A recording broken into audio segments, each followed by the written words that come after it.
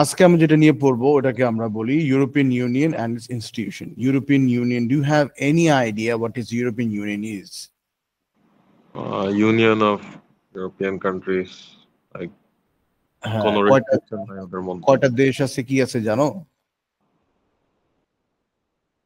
Uh, Border, like they can freely move around or trade hmm, restrictions এরকম। হ্যাঁ। এখন European union যেটা হলো, ইউরোপিয়ান ইউনিয়ন যেটা আমরা জানি যে is a political and economic alliance of 27 countries. 27টা দেশ আছে এর মধ্যে।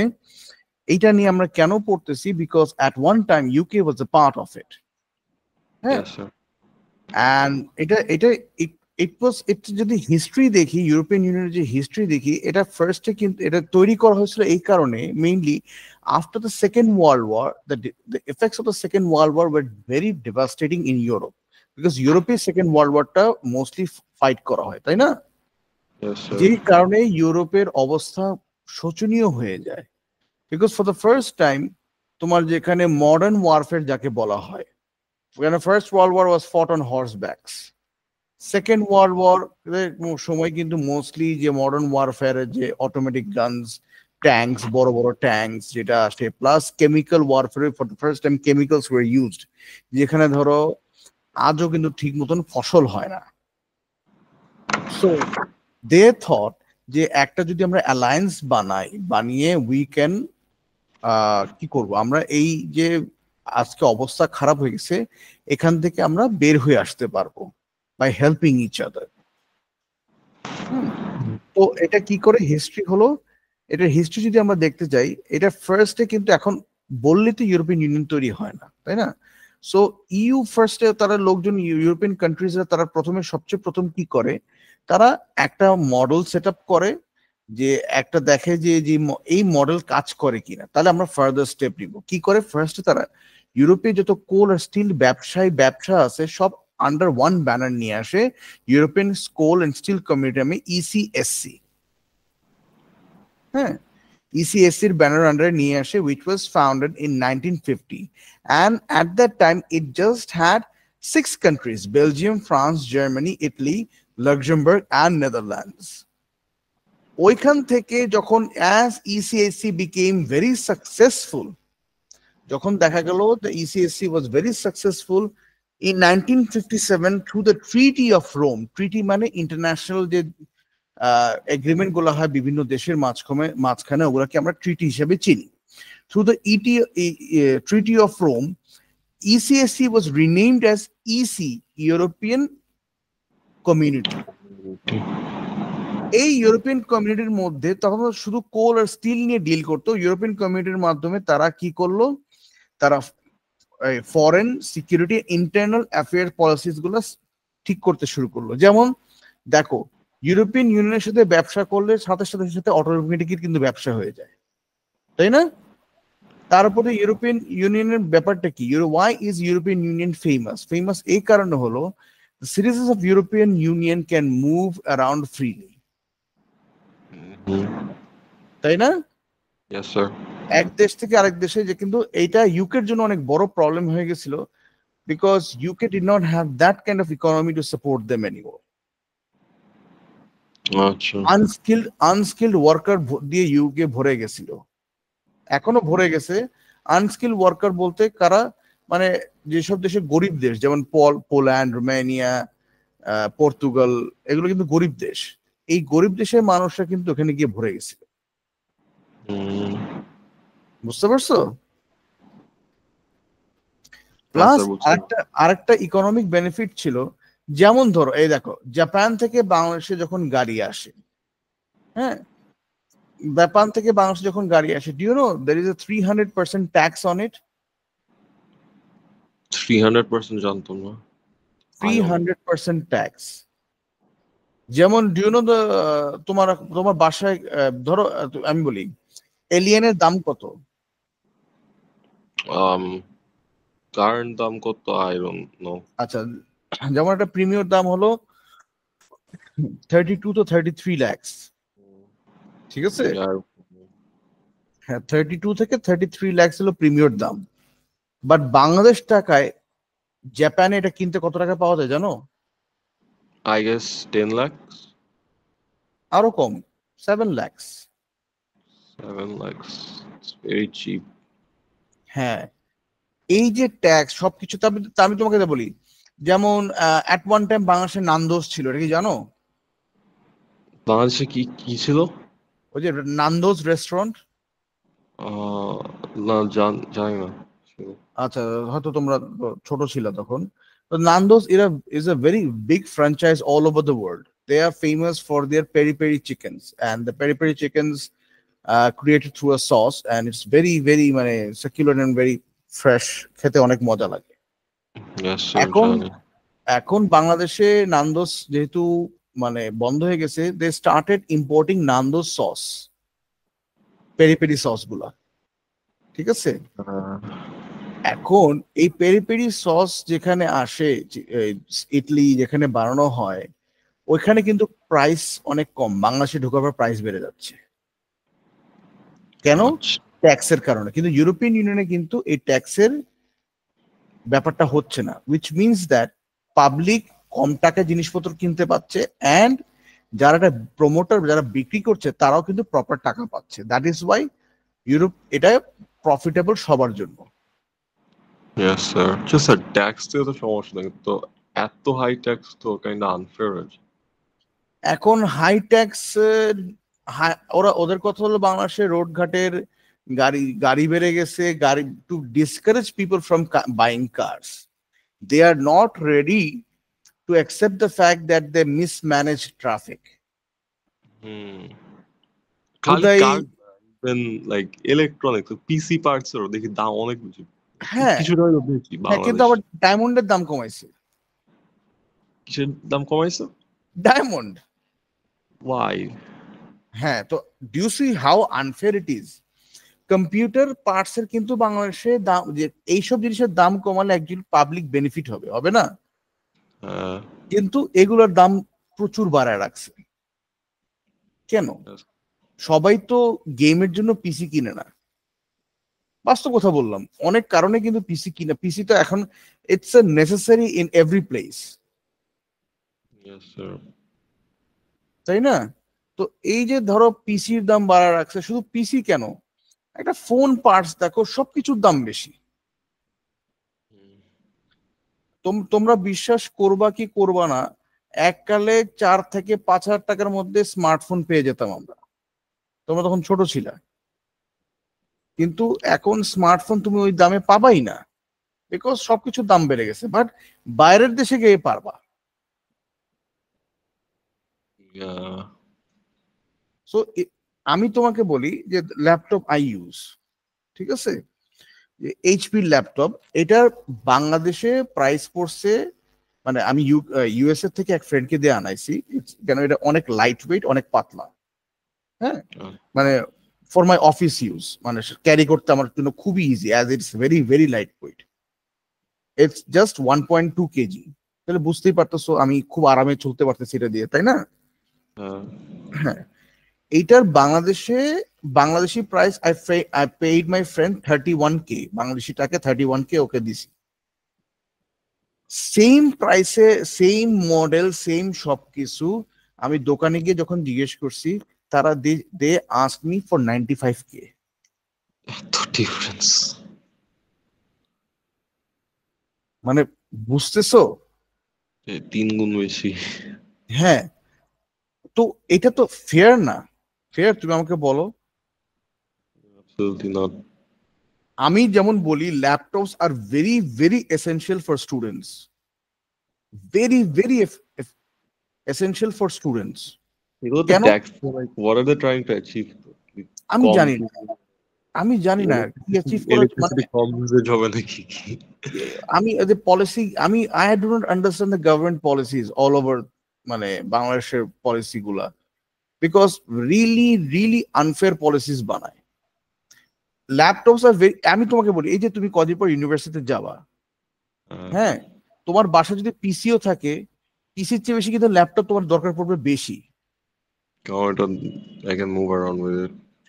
তুমি এখন যদি ইউনিভার্সিটি লাইব্রেরিতে বসো, রিসার্চ করবা, প্লাস একটা ল্যাপটপ লাগবে। you can type it, do a lot of things in it, তাই না?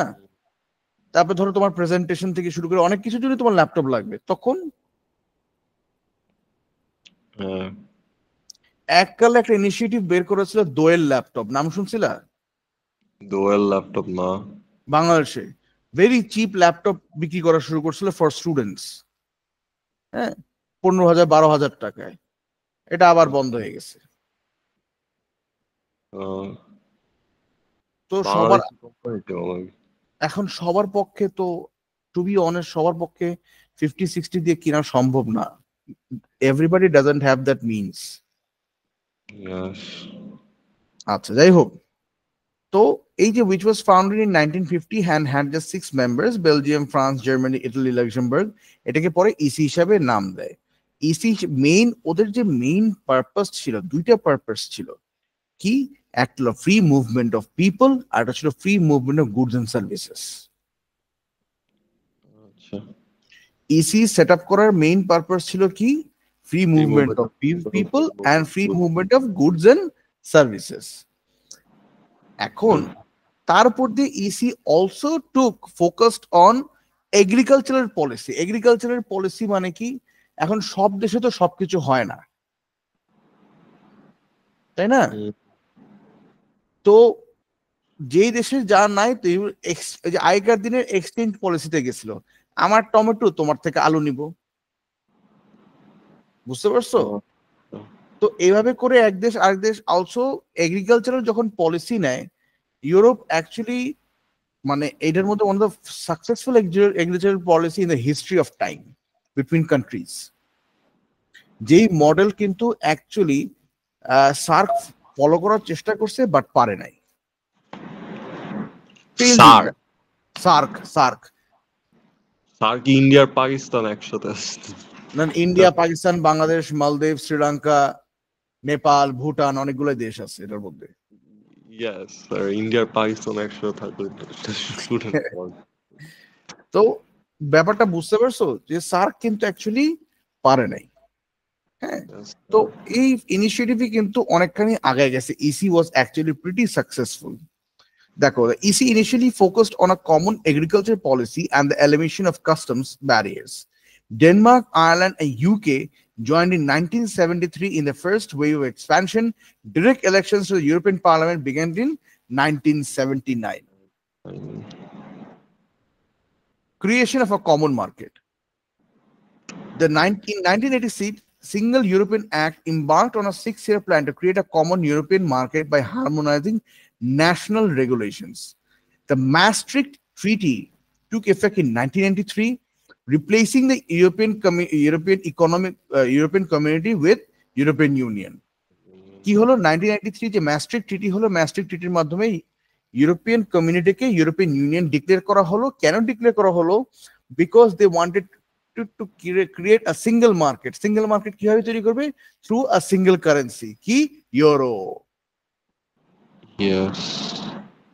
তাই না? ফ্রান্স বলো, সব জায়গায় বলো, ইউরোই তো চলে। Yes sir, ইউকে তে still পাউন্ড ইউজ করতেছে। হ্যাঁ, ইউকে তো আর ইউরোপিয়ান ইউনিয়নের মাঝখানে কোনোদিন প্রপারলি অ্যাকচুয়ালি জয়েনও করে নাই, বাধ্য হয়ে জয়েন করছিল, বুঝছো? এখন ছেড়ে দিছে, ছেড়ে দিয়ে নিজের পায়ে, মানে যেই মুহূর্তে ছাড়ছে নিজের পায়ে কুড়ালটা মারছে।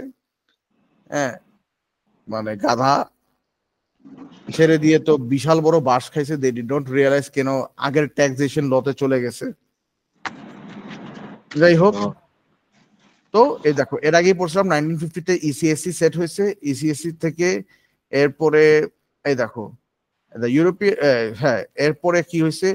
ট্রিটি অফ রোমের মাধ্যমে ইউরোপিয়ান ইকোনমিক কমিউনিটি তৈরি হয়েছে, আর ইউরোটাম তৈরি হয়েছে, ইউরোপিয়ান অ্যাটমিক এনার্জি কমিউনিটি। এরপরে এক্সপ্যানশন কি হয়েছে? সিঙ্গেল ইউরোপিয়ান অ্যাক্টের মাধ্যমে, ট্রিটি অফ রোমের মাধ্যমে একটা ইন্টারনাল মার্কেট তৈরি করছে। ম্যাস্ট্রিক্ট ট্রিটির মাধ্যমে ইউরোপিয়ান ইউনিয়ন তৈরি হয়েছে, এন্ড 3 পিলার স্ট্রাকচার তৈরি হয়েছে। 3 পিলার স্ট্রাকচার বলতে European communities, the European common foreign and security policy, and justice and home affairs. It also set the stage for economic and monetary union, EMU, and the euro. Further reform কিভাবে সে Amsterdam ট্রিটির মাধ্যমে European institution গুলো তৈরি করা হয়েছে, তারপরে nice ট্রিটির মাধ্যমে আরো বড় করা হয়েছে, এন্ড ফাইনালি লিসবন ট্রিটির মাধ্যমে ইউরোপিয়ান ইউনিয়নকে ইউরোপিয়ান ইউনিয়নের মাধ্যমে একটা ইউরোপিয়ান পার্লামেন্ট তৈরি করা আছে, যে ইউরোপিয়ান পার্লামেন্টে every member gets a seat and voting কিছু অনেক কিছু করতে পারবে, ঠিক আছে? হ্যালো, হ্যাঁ সরি স্যার, হ্যাঁ কই জানি ছিলাম আমরা? Sir, European Union are a main institutions. আচ্ছা, ইনস্টিটিউশন অনেকগুলাই আছে, বাট আমরা তোমার মেইন যেটা হলো যে এখানে অনেকগুলো ছোট ছোট এক্সাম্পল দেওয়া আছে, এগুলো সিলেবাসে আমি তোমাকে খালি নামগুলো বলে যাচ্ছি, এখান থেকে মেমোরাইজ করার কিছু নেই। ইউরোপিয়ান কমিশন আছে, যে executive body of the executive body, এবার ইউরোপিয়ান পার্লামেন্ট আছে, কাউন্সিল অফ ইউরোপিয়ান ইউনিয়ন আছে, ইউরোপিয়ান কাউন্সিল আছে, কোর্ট অফ ইউরোপিয়ান জাস্টিস আছে। এগুলোর মধ্যে তোমার মেইন পড়তে হয় European commission, European court of justice and sorry, এই দুইটাই পড়তে হয়, এই দুইটাই সিলেবাসে নিয়ে প্রশ্ন আসে, আর কোনোটা নিয়ে প্রশ্ন আসে না, ঠিক আছে? বাট এখানে যেগুলো আছে এগুলো শুধু এক্সাম্পল হিসেবে দেওয়া আছে, খালি একবার পড়ে যাও, ওখানে নামগুলো জেনে যাও, আচ্ছা। ঠিক আছে? আচ্ছা, এটা তো পড়াচ্ছি, তার পাশাপাশি ইউরোপিয়ান সোর্সেস অফ ল কি? প্রথম হলো ট্রিটি। ট্রিটি কি? ট্রিটি ধরো ইটস লাইক কনস্টিটিউশন। কনস্টিটিউশন যেমন হাইয়েস্ট ফর্ম অফ ল না একটা দেশের জন্য? Highest form of law, treaties, yeah. হ্যাঁ, this is the highest forms of law in EU are the treaties which sets up the constitution of European Union, but also substantial matter which give effect to direct in national courts, ঠিক আছে? Second জিনিস হলো আচ্ছা, primary legislation, delegate legislation পড়ছো না? Yes, sir. Regulation হলো primary legislation, directive হলো delegate legislation. বুঝতে পারছো? খুব সোজা ভাষায় বুঝিয়ে দিলাম। আচ্ছা। এইগুলা ডেফিনেশন গুলা কিন্তু মুখস্থ করতে হবে, বিকজ এই ডেফিনেশন আসে। আচ্ছা স্যার। অ্যান্ড এটাতে ইউ ক্যান স্কোর, আমি তোমাকে বলছি ফুল মানে ফুল মার্ক স্কোর করার স্কোপ থাকে ডেফিনেশনের মধ্যে, তো এগুলা মিস করা যাবে না, ঠিক আছে? ওকে। ক্লিয়ার? এরপর আমরা আসি ইউরোপিয়ান কমিশন। ইউরোপিয়ান কমিশন পড়ো। The European Commission is the executive of the EU. This commission is composed of 20 members called commissioners who are each appointed by the member states subject to approval by the European Parliament for 4 years. Hmm. And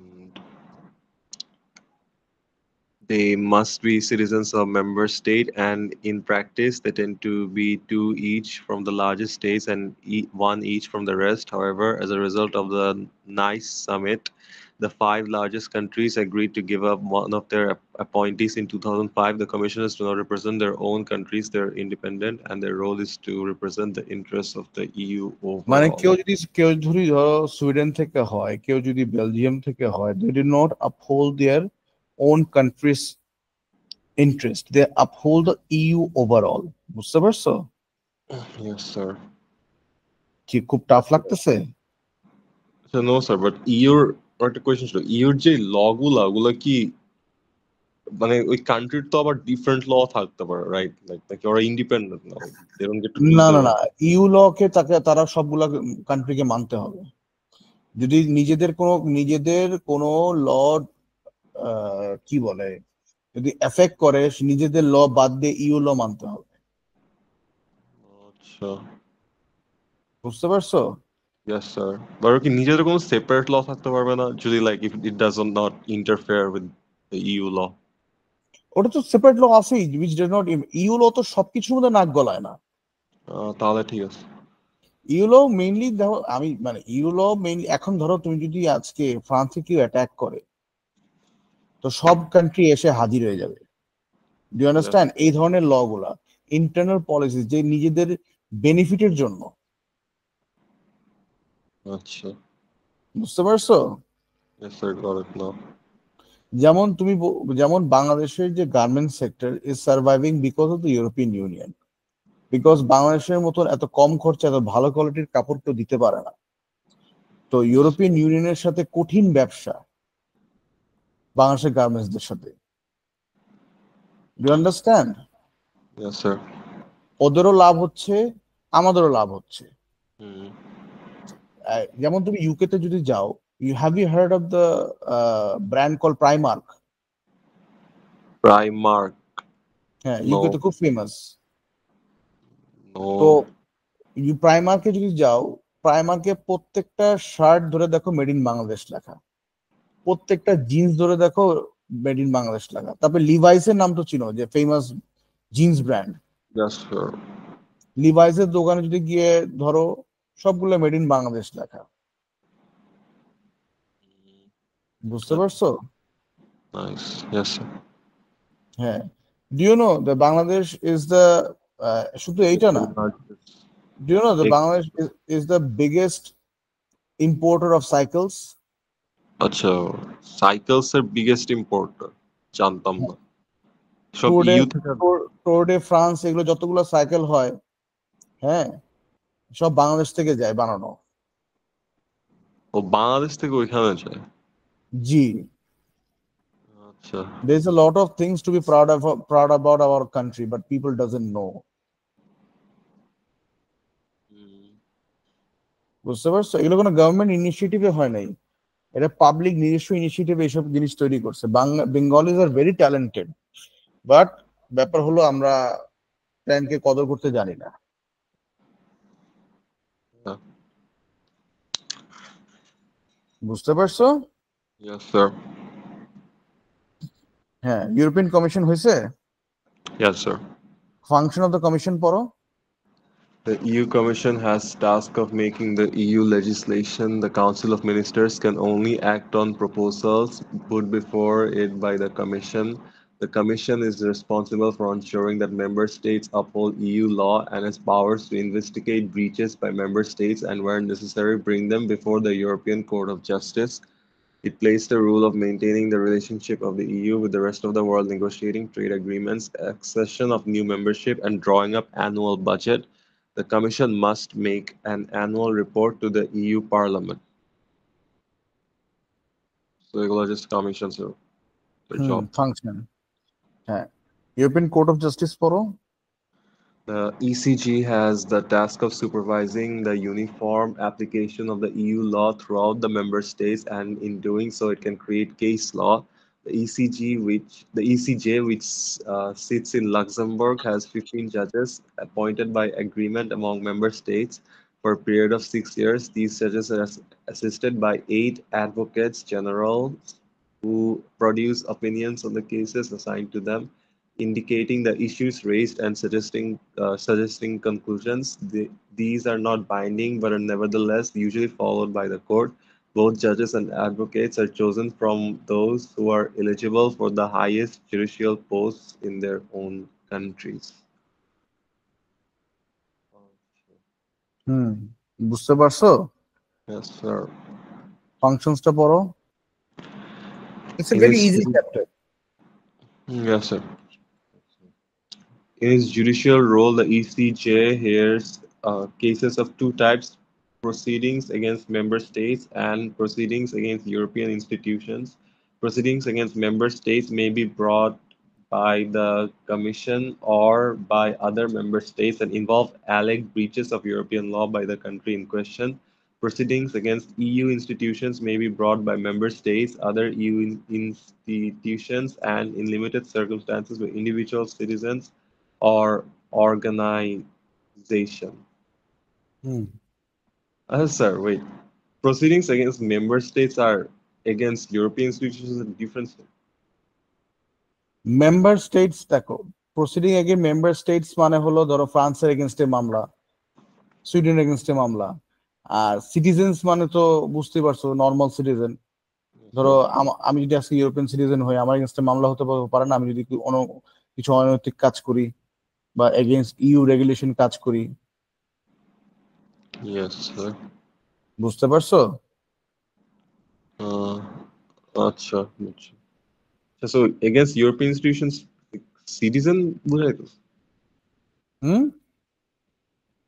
Against European institutions কি? হতে পারে না, institution কি ভুল করতে পারে না? গভর্নমেন্টের এগেনস্টে কি মামলা করা যায় না by way of judicial review? যায়।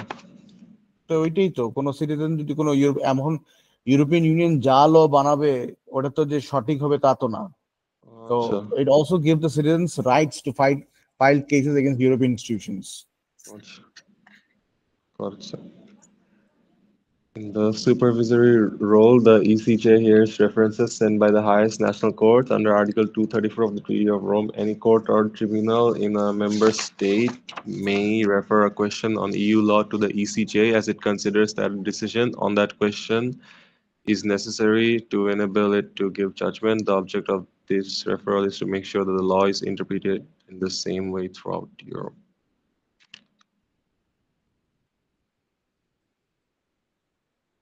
বুঝতে পারছো? এটা এই সেন্টেন্সটা অ্যাকচুয়ালি ঠিকমতো বুঝিনি। দেখো, in a supervisory role, that ECJ hears references sent by the highest national courts. মানে প্রত্যেক দেশের সুপ্রিম কোর্টের রেফারেন্সও তারা কিন্তু শুনে অনেক সময়, ঠিক আছে? তার পাশাপাশি under article 234 treaty of Rome, Any court or tribunal member state may refer a question on EU may law. refer a question on EU law to the ECJ, consider decision, মানে under article 234 they other people has the authority যে particular কোন EU লর উপরে, যে EU law কিভাবে effect করতেছে, EU law is it a bad law or a good law, এটা question করার উপরেও কিন্তু তাদের পাওয়ার আছে by way of supreme other country supreme courts. এখন একটা ল বানালো, ফ্রান্স এটার বেনিফিট পাইলো বা ইটালি পাইলো না, তো ইটালি কি কোশ্চেন করতে পারবে না? হ্যাঁ, বিকজ ইউ ল তো সবার জন্য সমান হওয়া উচিত। আর যদি এটা দেখে কি সত্যি এরকম হয়েছে, লাইক আনফেয়ার হয়েছে, তাহলে কি বদলাও দিতে পারে?